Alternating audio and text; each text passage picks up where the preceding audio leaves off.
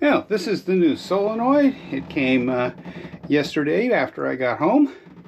And now I need to cut a hole in the bulkhead.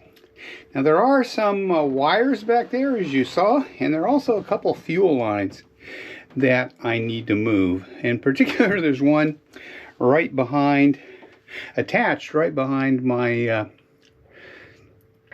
bit of tape there on the right. So I'm going to have to reach in there with a screwdriver. There's a screw I can get at to unscrew and get that fuel line disconnected, so I can put a piece of wood that I brought here in behind the wires to keep me from cutting any wires.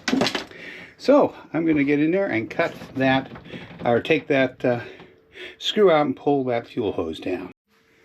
Well, I cut the panel out. It took quite a while because I wanted to be careful not to hit any hoses or anything, because I've got 2 fuel hoses in there and a bunch of wires, and I don't think I hit anything. I was pretty careful. I shoved pieces of scrap wood in there and used it as a sort of backer, so that when I went through the front panel and hit the, it would break through, and then it would get more resistance when it hit the scrap wood. So I think I didn't cut anything. I don't see any fuel dripping anywhere. So at this point I just need to swap out the solenoid, which is, let me turn on a light here, right down there. Just a matter of unscrewing the bolts that hold it in and pulling it out.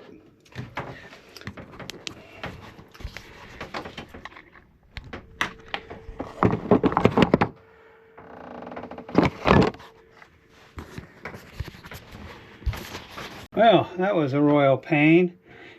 It was much harder to connect to change out the solenoid than I thought, because the wires were just long enough. So anyway, it's done. Took me, I dropped 2 nuts in the bilge, so I had to go buy new ones because they were metric for the new solenoid, and I didn't have any metric nuts. So anyway, it's done. I got a little tidying up, but it's late and I need to go home for dinner. And yeah, but it works. I did 3 engine starts and no hesitation or issues at all. The issue I was having is gone, and hopefully it stays gone. I'll come back tomorrow and put that panel back, because right now I'm toasted and I just don't feel like it. Anyway, I know this video wasn't much. It was a royal pain to work in there because, as I said, the wires were just exactly the length they needed to be to fit. I guess Westerbeke was saving money when they put that on. They couldn't put in an extra couple of inches of wire on each of the connections. So that's what happens, and it's done now, and hopefully I don't have to do it again for another 38 years. Well, I'm back, and it's time to start getting all this put back together. So what I have to do is put some cleats in to attach the panel to, and then once those are in, I'm going to put the panel back in. So I've got wood for the cleats, and I've got screws, and I've got the drill and drill bits. So time to get going. Well, the cleats that the front panel that I took out will screw to are back in. That was a little more time consuming than I expected, largely because of the time required to put clamps to hold the wires and the hoses up off the top of the engine.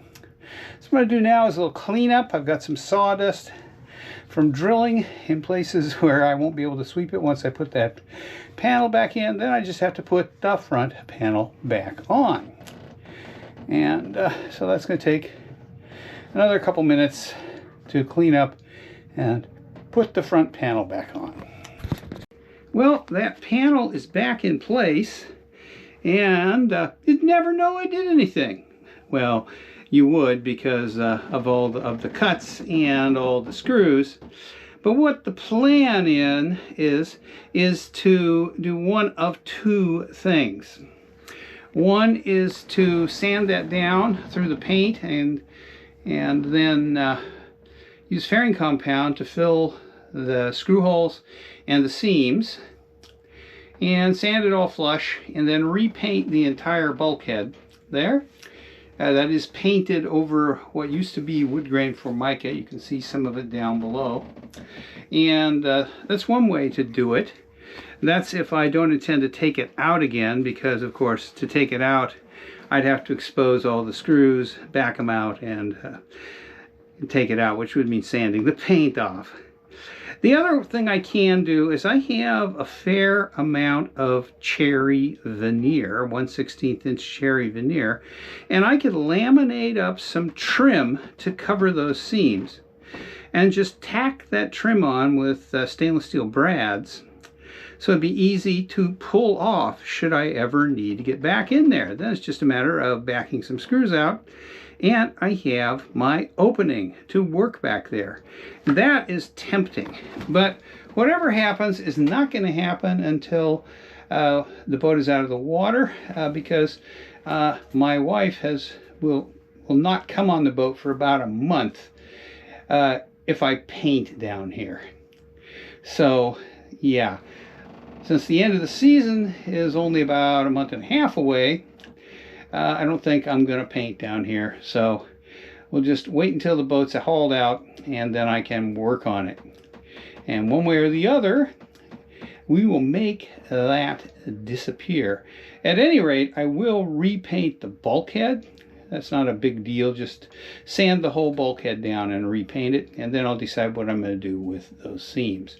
As I said, either fill everything and paint over the filler, or make up some nice varnished cherry trim and put it over the seams. So let me know what you think I should do. Filling and painting is easy and will not take much effort, and will make that bulkhead look just like it did before. Actually look better, because it won't be gucked up as much as it was. But it will be harder to open up again if I need to get in there. Whereas painting the bulkhead and then putting varnished cherry trim over those seams will allow me to simply remove the trim and then back out some screws and have access again. So that's the way I'm leaning right now, but we'll see. Anyway, I am done with this project, and the boat does start and run the way it's supposed to. In other words, you push the preheat button and it makes all the connections it's supposed to every time, and then the engine starts right up. So another boat project finished for now, except for making it look pretty, which is always the most time-consuming part. Okay, thanks for watching this video. Hope you found it interesting, although I didn't really shoot much of the actual work, largely because of where it was.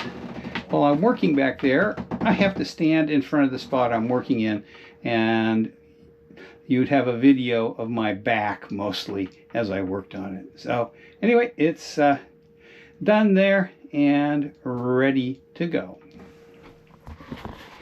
So thanks for watching. See you in my next video, which might be a sailing video now that the engine is running reliably.